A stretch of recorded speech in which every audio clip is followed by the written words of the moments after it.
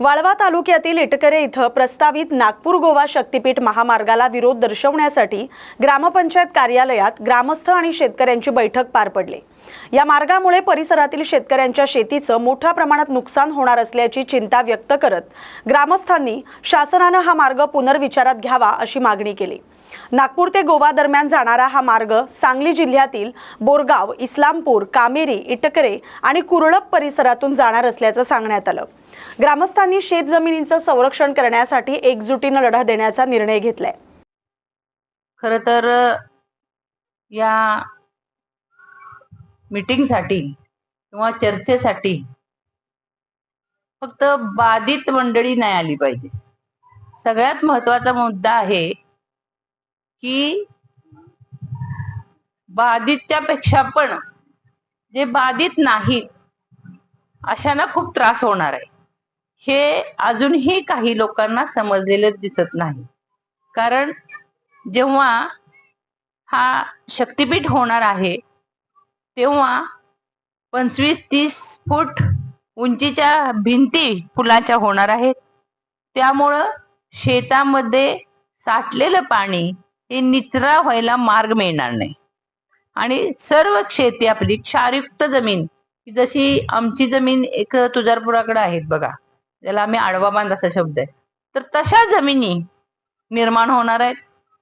त्यानंतर त्या कुठल्याही जमिनीला किंमत येणार नाही आणि ज्यांची जमीन जाणार आहे त्यांना पैसे किती कोट्यावधी रुपये जरी दिले तरी ती परत जमीन येणार नाही, एवढं लक्षात ठेवा। कारण स्थावर मालमत्ता ही अतिशय महत्वाची आहे।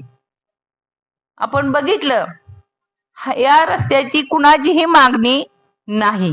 आज काही लोक काही कारणास्तव आले नसतील, परंतु त्यांची इच्छा अशीच आहे की शक्तीपीठ झालं नाही पाहिजे। कुणाचीही कुठल्याही सिंगल शेतकऱ्याची मागणी नाही की आम्हाला हा रस्ता पाहिजे। ही कुठल्या तरी मोठ्या व्यापाऱ्यांच्या, मोठे म्हणतोय मी, अंडरलाईन येते मोठे शब्दाला, मोठ्या व्यापाऱ्यांच्यासाठी हा रस्ता करायचा चाललेला आहे। नागपूरहून डायरेक्ट गोव्याला बोटीमध्ये, बंदरामध्ये, तिथं बंदर बांधायचं चाललंय एका व्यापाऱ्याचं आणि त्या बंदरामध्ये बोटीत डायरेक्ट माल गेला पाहिजे अशी त्यांची हेतू आहे हा शक्तीपीठ करण्याचा। आणि कुठल्या तरी एका माणसासाठी हजारो शेतकऱ्यांचा आज बळी देताना दिसतोय। आमच्या शेतकऱ्याची काय मागणी आहे? पाणंद रस्ता करा। करतायत का पाणंद रस्ता? एकही रस्ता पाणंद केलेला नाही, जे मंजूर आहेत ते सुद्धा केलेले नाहीत। आमच्या शेतकऱ्याचा माल रस्त्यापर्यंत गेला पाहिजे। आमच्या इटकरेमध्ये एखाद्या टॅमॅटो पिकवत असेल, वांगी पिकवत असेल, मेथीची भाजी असेल, अनेक फळभाज्या असतील, पालेभाज्या असतील। आरमोरी तालुक्यातील वाघाळा गावाजवळ वैनगंगा नदीपात्रात सुरू असलेल्या रेती उत्खनन आणि वाहतुकी विरोधात ग्रामस्थांनी तहसील प्रशासनाला निवेदन दिले। अवैध उत्खननामुळे नदीकाठची धूप वाढत असून पूरस्थिती अधिक गंभीर होण्याची भीती ग्रामस्थांनी व्यक्त केली। तसंच रेती वाहतुकीमुळे रस्त्यांची दुरवस्था, धूळ प्रदूषण आणि वाहतुकीच्या अडचणी निर्माण होत असल्याचा आरोप करण्यात आलाय। 2 दिवसात कारवाई न झाल्यास तीव्र आंदोलन छेडण्याचा इशारा ग्रामस्थांनी दिलाय। या प्रकरणाची तातडीने चौकशी करण्याची मागणी देखील केली आहे। वगाळा रेती घाटाचा लिलाव झाला माननीय जिल्हाधिकारी साहेब यांच्या मार्फतीनं। त्याच्या अगोदर लिलाव काढण्यासंबंधानं ग्रामसभा बोलवण्यात आली होती। त्या ग्रामसभेमध्ये वगाळावासी जनतेने प्रखर विरोध केला होता। ग्रामसभेने मंजुरी दिली नव्हती। आत्ताच्या मात्र लिलावामध्ये ग्रामसभेचं काहीही ऐकून घेतल्या गेलं नाही किंवा ग्रामसभा बोलवून त्यातूनही म्हणजे लिलाव करायचा की नाही असं काही विचारण्यात आलं नाही। परस्पर हा लिलाव झालेला आहे, ग्रामसभेची मंजुरी नव्हती। त्यानंतर अगदी वगाळा जुना ह्या घाटाजवळून पाण्याची धार जर वाहायला लागली, कारण उपसा इतका झालेला आहे की मर्यादेच्या पलीकडे आहे आणि त्याच्यामुळं प्रवाहाची दिशा बदलण्याची शक्यता नाकारता येत नाही। गावाच्या जवळून जर प्रवाह चालू झाला तर पुराचा धोका आणि जीवितहानी आणि मालमत्तेची हानी होण्याची दाट शक्यता आहे। उपसा इतका केला जातो की त्याच्यासाठी जे लिमिट ठरवली आहे त्या लिमिटपेक्षा जास्त खोल खड्डे असल्यामुळं ठेकेदार लोक पोकलन टाकून ते खड्डे पूर्ववत करण्याचा प्रयत्न करतात. या संबंधानं गाववासीय जनतेने ठेकेदाराकडे विचारणा केली असता त्यांच्याकडे मॅनपॉवर म्हणा किंवा मनुष्य साठा भरपूर असल्यामुळं ते आमच्या वगाळवासीय जनतेला पांगवण्याचा प्रयत्न करतात. पोलीस स्टेशनला जाऊ, तुम्हाला कोर्टात खेचू अशा प्रकारे धमक्या दिल्या जातात. गावात आधीच तो गाव पूरपीडित आहे. शासनानं पूरपीडित म्हणून जाहीरही केला आहे. तरी पण उपसा मात्र गावाच्या अगदी जवळून होत असल्यामुळं पुराचा धोका गावाला याच्याही पेक्षा तीव्र गतीनं भोगावा लागणार आहे. त्यामुळे आम्ही तहसीलदार साहेबांना निवेदन दिलं आहे की 2 दिवसात तुम्ही यावर काय ॲक्शन घेता आणि काय याकडे आमच्या वगाळवासी जनतेचं लक्ष लागून राहिलं आहे. 2 दिवसाचं अल्टिमेटम दिलं आहे आणि त्यानंतरही जर झालं नाही तर आम्ही वगाळवासीय जनता अगदी बाया पुरुषांसहित तिथं ठिय्या आंदोलन करू असं माननीय तहसीलदारांना आम्ही ठणकावून सांगितलं. आणि रस्त्याबद्दल बऱ्याचशा अडचणी आहेत असे गावकरी म्हणतात, हे बरोबर आहे का? हो, कारण आता शेतकऱ्यांचे आता शेतीचे हंगामाचे दिवस आले आहेत. कुणाला खत भरून ट्रॅक्टर न्यायचा आहे तर ते रेती भरून आलेले ट्रॅक्टर इतक्या काही सपाट्यानं चालवतात, ट्रिपा जास्त झाल्या पाहिजे म्हणून. आणि आम रहदारीचा जो रोड आहे त्यावरून त्यांच्या ट्रॅक्टरांच्या रांगा लागलेल्या असतात आणि त्या रांगांमुळे शेताकडे जाणारा सायकल स्वार, दुचाकी स्वार किंवा तणसीची बंडी येत आहे किंवा तणीस आणण्याकरता ट्रॅक्टर त्यांना मात्र तिथं खोळंबून राहावं लागते. मी माझा स्वतःचा अनुभव असं सांगत आहे की एक दिवस शेतावर जात असताना ट्रॅक्टरांच्या एवढ्या रांगा लागल्या होत्या की मला जाता येत नव्हतं. तरी पण काट्या कुट्यातून सायकल काढून मला मार्ग काढून जावं लागलं. पण अर्धा तास मात्र तिथं खोळंबून राहावं लागलं. शेतकऱ्यांचा वेळ जर असाच वाया जात गेला तर शेतकऱ्यांनी आपल्या शेतीची मशागत कशी करावी? याबाबत माननीय तहसीलदारांना याबाबत आम्ही विचारलं तर सर त्यांना थोडासा नोटीस वगैरे देऊन सांगून द्या की बा एवढ्या रांगा इथून लागायच्या नाही. रेती भरून आणलेले ट्रॅक्टर्स हे त्या रोडवर गर्दी करण्यापेक्षा काहीतरी पण मार्ग काढा जेणेकरून आमचा आम रहदारीचा रस्ता मोकळा राहील आणि आमचे शेतकरी बंधू आपल्या शेतीच्या मशागतीला काही एक धोका न पत्करता जातील आणि वेळेवर मशागत होईल. जर असं चालू राहिलं तर आमच्या शेतीच्या मशागतीचं मात्र प्रॉब्लेम निर्माण होईल आणि याला आम्ही शासनाला जबाबदार ठरवू. एकंदरीत जनतेला वेठीस धरण्याचं काम कंत्राटदाराकडून होत आहे आणि प्रशासन मूग गिळून चूप आहे. म्हणून जर येत्या 2 दिवसामध्ये जर ॲक्शन घेतली नाही तर आम्ही 1 तारखेपासून त्या ठिकाणी ठिय्या आंदोलन करू आणि या सगळ्या प्रकरणास प्रशासन जबाबदार राहील असं गावकऱ्याच्या वतीनं सांगण्यात येत आहे. यावरून एकंदरीत जो वगाळा रेतीघाट सुरू आहे त्यावर येणाऱ्या शेतकऱ्यांना अडचणी, गावकऱ्यांना अडचणी आणि भविष्यामध्ये जर अतिरिक्त उत्खनन जर झाल्यास निश्चितच त्या गावाला पुन्हा पुराचं स्वरूप येऊन पुन्हा तो पूरग्रस्त गाव पुन्हा घोषित केलं जाऊ शकते. रुमदेव सहारे. शिंगवे गावातील जमिनीच्या वादातून भाऊसाहेब पुंड यांच्या कुटुंबियांना बेदम मारहाण झाल्याचा आरोप करण्यात आलाय.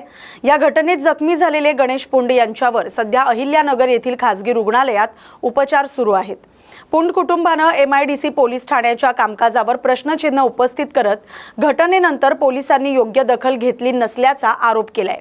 तसंच काही आरोपी गुंड प्रवृत्तीचे असून कुटुंबियांच्या सुरक्षिततेला धोका निर्माण झाल्याची भीती व्यक्त करण्यात आली. या प्रकरणाची निष्पक्ष चौकशी करून दोषींवर कठोर कारवाई करावी अशी मागणी कुटुंबियांनी केली. पोलिसांच्या भूमिकेबाबतही नाराजी व्यक्त केली. या बातमीचा आढावा घेतलाय प्रतिनिधी रावसाहेब वरपे यांनी. मी 2020 मध्ये अर्जुनराव पुंड यांची शेती घेतलेली आहे. त्यांचे 16 फेब्रुवारीपासून माझ्या मागं वाद करू राहिले. त्यांना शेती मागं पाहिजे. त्यांच्या विरुद्ध पोलीस स्टेशनला 5 CNC दाखल आहे. SP ऑफिसला 2 अर्ज आहे. पोलीस स्टेशनला ऑन दी स्पॉट मला मारताना, माझ्या वडिलांना मारताना, त्यांना पोलीस स्टेशनला आणताना, पोलीस स्टेशनला आणल्यानंतर तिघांनी माझ्यावर दगडफेक करून दिली. 14/5 त्यांनी दगडफेक केली पोलीस स्टेशन समोर. आत्ता मला काल संध्याकाळी काल काल मावळणीचं- काल किती तारीख घटना झाली तुमच्या आता लागलेली? आता ही काल झालेली 29/5/2026 तुमच्या डोक्यात काय आणलेलं आहे ते? रॉड आणि दगड मारलेला आहे. तुम्ही कारवाई नाही केली का? नाही, मला हॉस्पिटल आणलं, मी बेशुद्ध पडलो होतो. पोलिसांनी मागच्या वेळेस त्याला दोन्ही आरोपींना धरून आणलं होतं कोणी? माझ्या समोर पोलिसांनी. पोलीस कोण? आता त्यांचं नाव नाही आठवत, पण त्यांनी तिथं नाही, कालच्या गुन्हा घटनेचे दाखल पोलीस कोण आहेत? तुम्ही आता काय म्हणले ते कोण? कालचे नाही, 14/5 ज्या वेळेस पोलिसांनी विखे पाटीलच्या गेटला मला वडिलांना मारताना तर दोन्ही प्रकाश अर्जुन पुंड, ऐश्वरी प्रकाश पुंड दोघांना पोलीस स्टेशनला आणून आम्हाला उपचारासाठी सिव्हिलला पाठवलं आणि त्यांना पाठीमागून सोडून दिलं. त्यांच्यावर गुन्हा दाखल केलेला नाही आहे. आणि काल संध्याकाळी मावळणीच्या तिथं कोणी कोणा दाखल नाही का? हं? कोणी कोणा दाखल पोलिसांनी. नाही? कोणते पोलीस होते? त्यावेळेस पोलीस स्टेशनला पोलीस स्टेशन जे तुमच्याकडे जे आले ते कारवाईसाठी त्याचं नाव काय? तिन्हीचा नाव नाही आठवत. कुंड बरं. राहणार शिंगवे नाईक, तालुका नगर. झाली घटना काय ती कालची तुमच्या मुलाला मारहाण केली? काल संध्याकाळी 10च्या दरम्यान रस्त्यात गणेश भक्त कुंड त्याला अडून अर्जुन रामभाऊ कुंड, प्रकाश अर्जुन कुंड आणि लिंबाई अर्जुन कुंड या तिघांनी रस्त्यात अडून हाणमार केली. कशाने केली? लोखंडी रॉड आणि लांबून दगडं फेकले. तर अशा पद्धतीची डोक्याला मार लागला. तो आज सिटी प्लेअरला उपचार घेतो. त्याच्या आधी पोलीस स्टेशनला 4-5 तक्रारी अर्ज देऊन 4-5 यांशा नोंदवून तरी कारवाई कुठली केली नाही. ते परब साहेब तिथं तपासी अधिकारी आहेत, ते निश्चित म्हणतात आता थांबा, 2 दिवस थांबा, हे निकन आणि ते एकमेकाला मॅनेज झालेली आहे. कोण कोणाला मॅनेज झालेलं आहे? हं? कोण कोणाला मॅनेज झालेलं आहे? प्रकाश अर्जुन कुंड आणि अर्जुन रामभाऊ कुंड हे थोराताला मॅनेज होऊन थोरात कोण? थोरात कोण? थोरात तपासी अधिकारी आहे. पोलीस का? पोलीस का? पोलीस बरं. MIDC हे पैसे घेऊन मॅनेज झालेले आहे. त्याच्यामुळं आम्हाला न्याय मिळत नाही आणि आमच्या जीविताला धोका आहे. प्रकाश अर्जुन कुंड याने मीडियावर अशी धमकी दिली आम्हाला का तुमचा मुर्दा पाडू दोघांचा. हा वाद कशाने झालेला आहे हे निर्माण? वाद त्याची वडिलाकडून आम्ही जमीन 5 वर्षापूर्वी घेतली. ती आज टायटल क्लिअर आहे, पैसे देऊन मोकळे झालेलो आहे. खरेदी खत आहे, नोंदी आहे, पिकं आहे. झाडं बांधावरले झाडं तोडून टाकलेले आहे मोठाले. त्याच्या विरोधात वनीकरणकडे आम्ही तक्रार केलेली. वनीकरण येऊन पंचनामा करून गेले. कोणी काही कारवाई केली का? अजून कारवाई केली नाही. करतो म्हणजे. तुमची इथून पुढे दिशा काय? आम्हाला न्याय मिळाला पाहिजे. त्यांच्यावर 307 गुन्हा दाखल झाला पाहिजे आणि याच्यात आमच्या जीविताला धोका झाला नाही पाहिजे. आमच्या सर्व कुटुंबाला दहशत आहे. आज आम्हाला झोपा नाही. आमची वस्ती गावाच्या पूर्वेला एकांती आहे. त्याच्यामुळं आम्हाला दहशत रात्रभर जागावं लागतं आणि हे दोन्ही बी हे गुन्हेगार आहेत. दारू वगैरे पिता काही काही? ते दररोज 5च्या पुढं दारू पितात बापले आणि 10 वाजूस्तर ढेंगाणा आपल्या भागात 6 ते 10 वाजूस्तर लाईट नसती. त्या अंधाराचा फायदा घेऊन हे आमच्यावर दहशत करू राहिलेले. दिवे मारण्याची धमकी देतात. ओबीसी जातीनिहाय जनगणनेच्या समर्थनार्थ सुरू असलेल्या विदर्भ दौऱ्यादरम्यान लोणार इथं प्राध्यापक लक्ष्मण हाके यांनी ओबीसी समाजाच्या हक्कांसाठी जनजागृती अधिक व्यापक करण्याचा निर्धार व्यक्त केलाय. विदर्भातील विविध जिल्ह्यात या मोहिमेला युवक, महिला आणि नागरिकांचा उत्स्फूर्त प्रतिसाद मिळत असल्याचं त्यांनी सांगितलंय. ओबीसी समाज आपल्या घटनात्मक हक्कांच्या संरक्षणासाठी अधिक संघटित होत असून जातीनिहाय जनगणना ही समाजाच्या विकासासाठी महत्त्वाची असल्याचं त्यांनी नमूद केलंय. आगामी काळात राज्यभर जनजागृती मोहीम राबवून ओबीसी समाजाचे प्रश्न प्रभावीपणे मांडले जाणार असल्याचंही त्यांनी स्पष्ट केलंय. लोणार दौऱ्यात स्थानिक कार्यकर्ते आणि नागरिकांनी मोठ्या संख्येने उपस्थित राहून या अभियानाला पाठिंबा दर्शवलाय. नमस्कार. आपण सध्या आहोत लोणार सरोवर या ठिकाणी आणि मागील काही दिवसापासून ज्यांना ओबीसीचा म्होरक्या म्हणलं जात आहे असे प्राध्यापक लक्ष्मण हाकेसर या ठिकाणी विदर्भ दौऱ्यावर आहेत आणि सध्या ते लोणार सरोवर या ठिकाणी आहेत. सर, आपण जे विदर्भ दौऱ्यावर आहात या ठिकाणी जो जात ओबीसी जातनीय जनगणनेसाठी आपण जो दौरा आहे तर आपल्याला प्रतिसाद कसा मिळतोय? हे बघा, ग्रामीण भागामधून आम्ही ओबीसी बांधवांपर्यंत पोहोचत आहोत. आम्ही जिल्ह्याच्या अथवा तालुक्याच्या ठिकाणी लाखोंच्या सभा उगाच मोठमोठ्या गप्पा मारत नाही. जिथं आमचा समाज राहतो, समूहानं राहतो, मोठ्या संख्येनं राहतो, तिथं जाऊन त्यांच्यामध्ये जनजागृती निर्माण करणं आणि यावर खूप दिवसामधून जी जातनिहाय जनगणना होते त्या जो सेन्सस होतोय देशाचा, त्या सेन्ससमध्ये जातनिहाय म्हणजे कास्टवाईज सेन्सस होत नाही. तेव्हा शासन दरबारी आम्हा ओबीसींना कास्टवाईज मोजा म्हणजे जातनिहाय आमची जनगणना करा या मागणीसाठी आम्ही ओबीसी बांधवांना जातनिहाय जनगणना झाल्यानं काय होणार आहे आणि न झाल्यानं किती नुकसान झालंय या सर्व गोष्टी समजावून सांगण्यासाठी आणि ओबीसी बांधवामधल्या एक 300-400 जातींना भटक्या विमुक्त जाती जमातीच्या लोकांना एकत्र आणून ओबीसीची वज्रमूठ आपल्याला भविष्य काळात उभी करावी लागेल. आपल्या ओबीसी मध्ये जी बेकायदा घुसखोरी होत आहे त्या घुसखोरीमुळं ओबीसीचं आरक्षण कसं संपल्यात जमा आहे. आपण एकत्रित नसल्यानं इथले सत्ताधारी लोक काही मुठभर आणि झुंडशाहीच्या बळावर इथल्या लोकांच्या मनात दहशत कशा पद्धतीने निर्माण करत आहेत.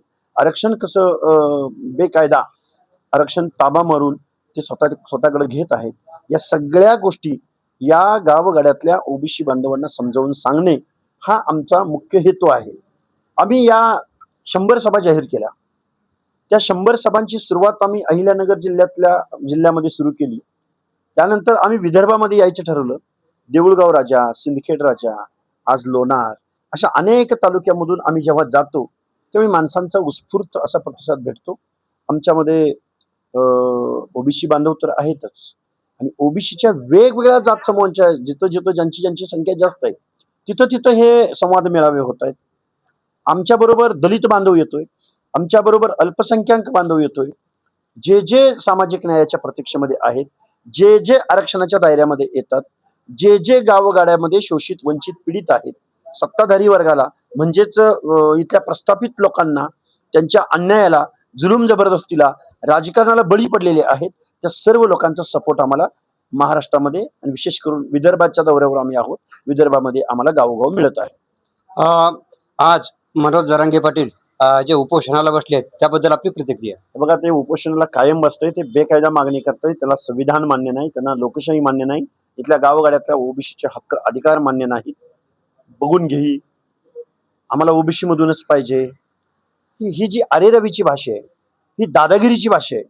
मुळात जे मागास असतात ते दादागिरीची भाषा करत नाही.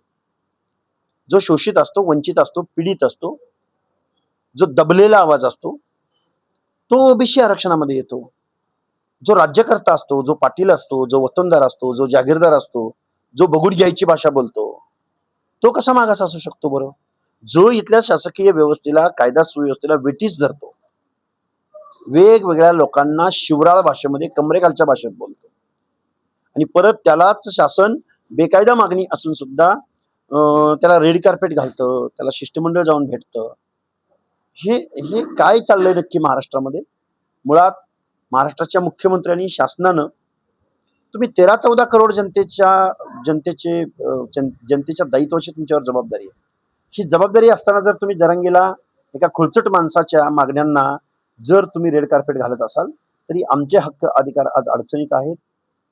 हे आम्ही ओबीसी बांधवांना समजावून सांगत आहोत. जर भविष्यामध्ये मराठा समाजाला ओबीसी मधून आरक्षण दिलं तर आपली पुढची दिशा काय? आम्ही लोकांच्या दरबारात जाऊ. आम्ही शांत बसण्यापेक्षा, कुणाची गुलामगिरी पत्करण्यापेक्षा आम्ही आमच्या ओबीसी बांधवांना आम्हाला जेवढं जमतंय तेवढं त्यांच्यामध्ये पोहोचण्याचा प्रयत्न करू, त्यांना समजावून सांगण्याचा प्रयत्न करू. आले बरोबर तर घेऊन जाऊन आम्ही ही क्रांती करू. 50-60% लोक एकत्रित आल्यानंतर त्याचे काय परिणाम होणार आहेत हे या महाराष्ट्राला बघायला भेटेल. हे होते प्राध्यापक लक्ष्मण हाकेसर आणि त्यांनी या विदर्भ दौऱ्यामध्ये जो प्रतिसाद मिळतोय आणि जातनीय जनगणना का महत्वाची याविषयी माहिती दिली. रघुनाथ आगाव, न्यूज मराठी 24/7 साठी लोणार, बुलढाणा.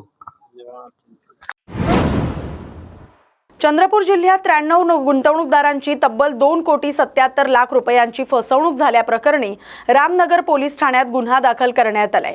आर्थिक गुन्हे शाखेनं तपासाला वेग दिलाय। ग्रँड फॉर्च्युनर इन्फ्रा डेव्हलपर्स या कंपनीच्या माध्यमातून भरघोस परतावा, सोनं आणि प्लॉटचे आमिष दाखवून गुंतवणूकदारांची फसवणूक केल्याचा आरोप आहे। तपासात 93 गुंतवणूकदारांची मोठ्या प्रमाणात आर्थिक फसवणूक झाल्याचं समोर आलंय। या प्रकरणातील 3 आरोपी सध्या फरार आहेत, त्यांचा शोध सुरू आहे। आरोपींबाबत माहिती असलेल्या नागरिकांनी आर्थिक गुन्हे शाखेशी संपर्क साधण्याचे आवाहन पोलिसांनी केले आहे। पोलीस स्टेशन गडचांदूर येथे या ठिकाणी याबाबत गुन्हा दाखल झालेला आहे आणि यातील फिर्यादी आहेत रेवनाथ एकरे यांनी गडचांदूर या ठिकाणी तक्रार दिली की त्यांना शेतीचे लेआउट धारक त्यात प्लॉट तयार करून ग्रँड फॉर्च्युनर कंपनी हैदराबादच्या कंपनीनं एका प्लॉट मागे काहीतरी 1 ग्राम सोनं परत एका गुंतवणूकदाराकडून 5 लाख रुपये असे त्यांनी त्यांच्याकडून ठेव म्हणून स्वीकारली आणि ते परत एका वर्षात दुप्पट देण्याचे त्यांनी तसे आश्वासन दिले। अशामुळे त्या 93 गुंतवणूकदारांनी या ग्रँड फॉर्च्युनर या कंपनीमध्ये अशी गुंतवणूक केली होती। त्याबाबत यातील आम्ही 4 आरोपी अटक केले आहेत आणि 3 आरोपी आतापर्यंत त्यांचा आरोपीचा शोध सुरू आहे। आणि परत जास्तीत जास्त विद्यार्थी, वयोवृद्ध आणि सेवानिवृत्त लोकांना आर्थिक गुन्हे शाखा चंद्रपूर तर्फे आम्ही आवाहन करतो की कुठल्याही अशा कंपन्या की ज्या कुठल्याही नॅशनलाइज बँकेच्या आधारे अधिकृत नाही आहेत, अशा कंपनीला किंवा त्यांनी दिलेल्या लालचेसाठी कुठल्याही याच्यासाठी बळी पडू नका आणि आपली स्वतःची फसवणूक करून घेऊ नका, हे सर्व जनतेला माझं आवाहन आहे। ग्रँड फॉर्च्युनर कंपनी हे 2008 पासून कार्यरत होती आणि जवळपास 3 वर्षे त्यांनी त्या 93 लोकांना गंडवण्याचे प्रोग्राम सुरू ठेवले होते। महत्त्वाची गोष्ट म्हणजे ज्या गुंतवणूकदाराची त्यांनी ते फसवणूक केली होती त्याबाबत त्या ग्रँड फॉर्च्युनर कंपनीचे आम्ही सगळे अकाउंट होल्ड केले आहेत आणि 2,97,00,000 रुपये त्या ठिकाणी फ्रीज केले आहेत आणि त्या 93 ग्राहकाचे ते पैसे मिळण्याची हमी आता घेतली आहे शासनाने। त्यावरची प्रपोजल सुद्धा तयार करण्यात आलेले आहे। खरीप हंगामाच्या तोंडावर सोयाबीन बियाणांच्या दरात मोठी वाढ झाल्यानं शेतकरी अडचणीत सापडलेत। सोयाबीन बियाणांच्या एका बॅगची किंमत सुमारे 2,150 रुपयांवरून 3,200 ते 3,400 रुपयांपर्यंत पोहोचल्याचा दावा शेतकऱ्यांनी केलाय। त्यामुळे शेतकऱ्यांमध्ये सरकार विरोधात नाराजी व्यक्त होते। सध्या पेरणीपूर्व मशागतीची कामं सुरू आहेत आणि शेतकऱ्यांना डिझेल, पेट्रोल आणि शेतीसाठी लागणाऱ्या इतर साहित्याचा वाढत्या खर्चालाही सामोरं जावं लागतंय। त्यातच बियाणांच्या वाढलेल्या किमतीमुळे आर्थिक ताण अधिक वाढल्याचं शेतकऱ्यांचं म्हणणं आहे।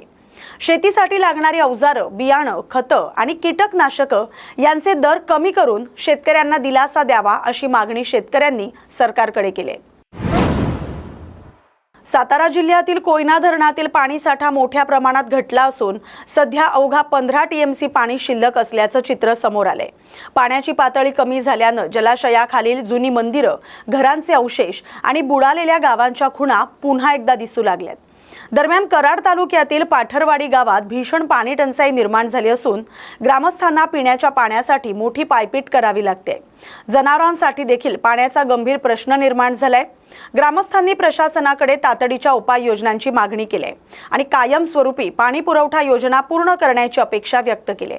आणि एक टाइम 2-3 टाइम पाजण्याऐवजी एक टाइमच पाजतो होता। काय पाणी आम्हाला प्यायला नाही तिथं जनावरांनी कुठलं देऊ असं झालं। काय नाही, जनावरच मोठं हाल होतं। असं म्हणून काय नाही, फक्त पाण्याची आमची सोय करा एवढंच, बाकीचं काय नाही। स्कीम जी जुनी आहे ती आपली दुरुस्त करा आणि नवीन लवकर हे करा। मन आम्ही म्हणजे आता कुठं दुनियात गेलं तर पाणी नाही गोंगरावर।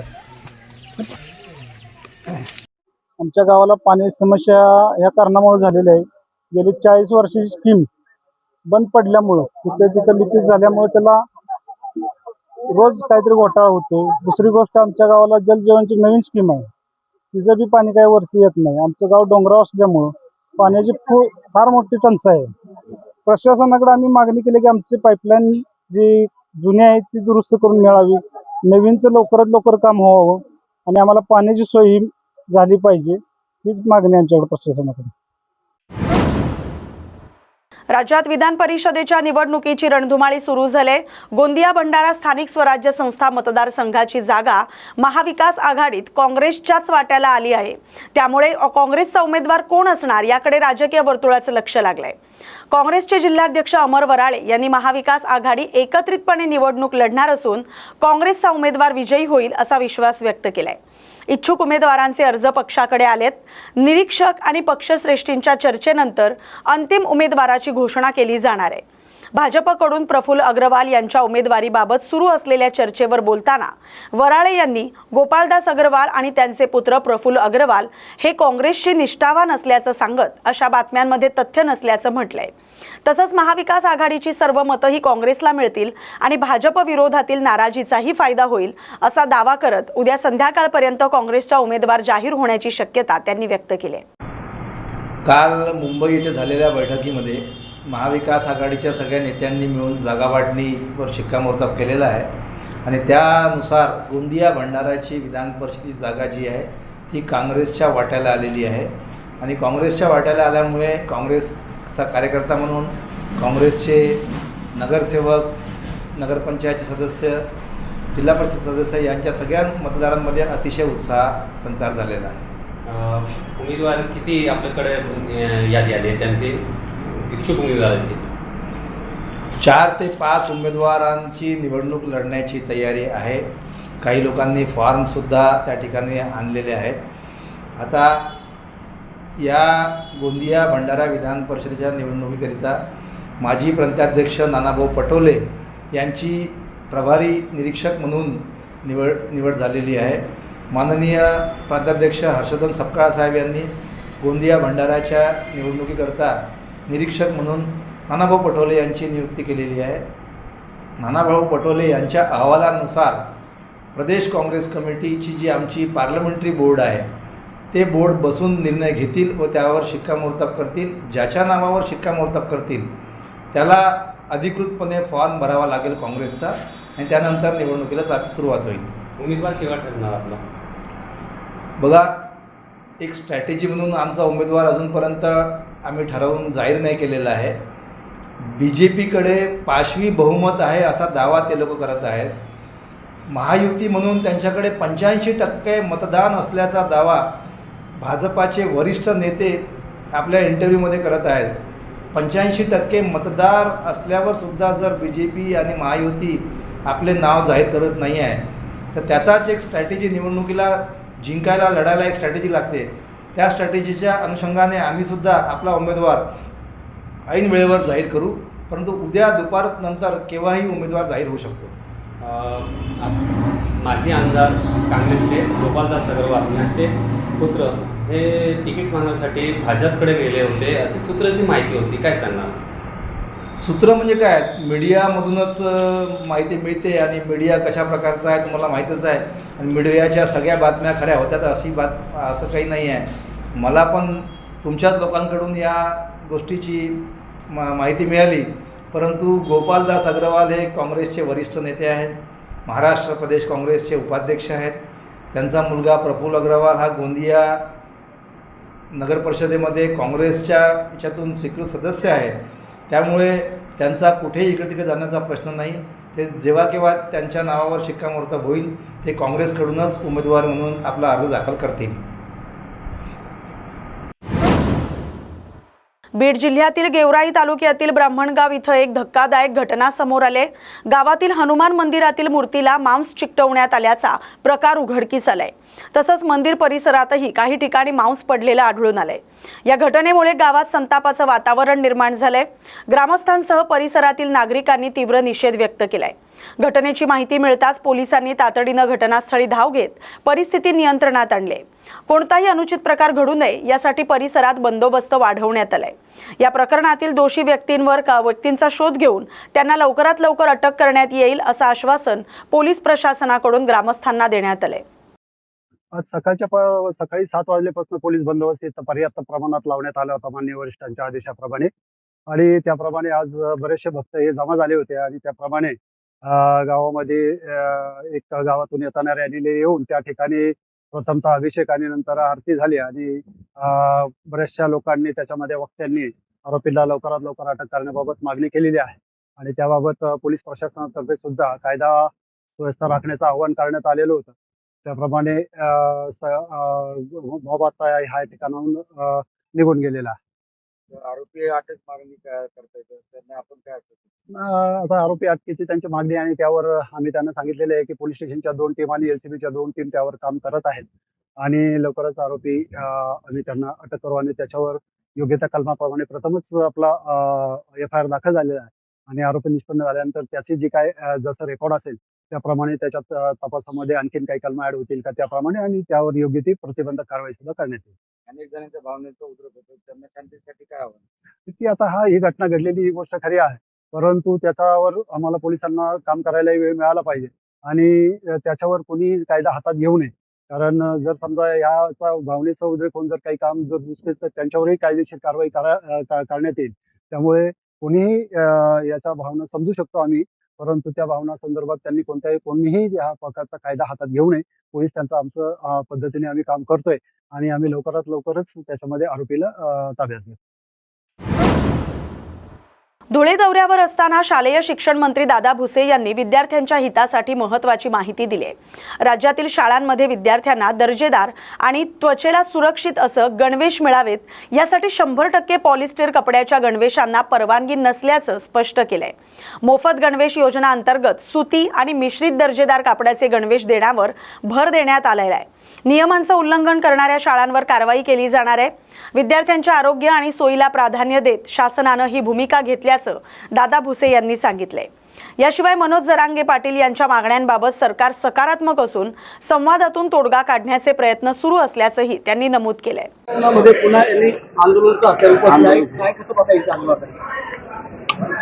मनोज जरांगे पाटील साहेबांना आम्ही विनंती आवाहन करू की कृपा करून आपण जे काही त्यांच्या ज्या काही मागण्या आहेत ते रास्त आहेत, परंतु काही प्रक्रियेमध्ये थोडाफार कालावधी लागतो. निश्चितपणे त्यांच्या मागण्या पूर्ण होण्याच्या दृष्टिकोनातून शासन त्या ठिकाणी प्रयत्नशील आहे आणि म्हणून त्यांना विनंती आवाहन करेन की त्यांनी आंदोलन मागे घ्यावं. त्यांनी आंदोलन मागे घ्यावं असं मी विनंती आवाहन करतो. या बातमीसोबतच बातम्या गावाकडच्या मध्ये आता इथेच थांबतोय. अशाच महत्त्वाच्या बातम्यांसाठी पाहत राहा न्यूज मराठी 24/7. नवा भारत नवा विचार.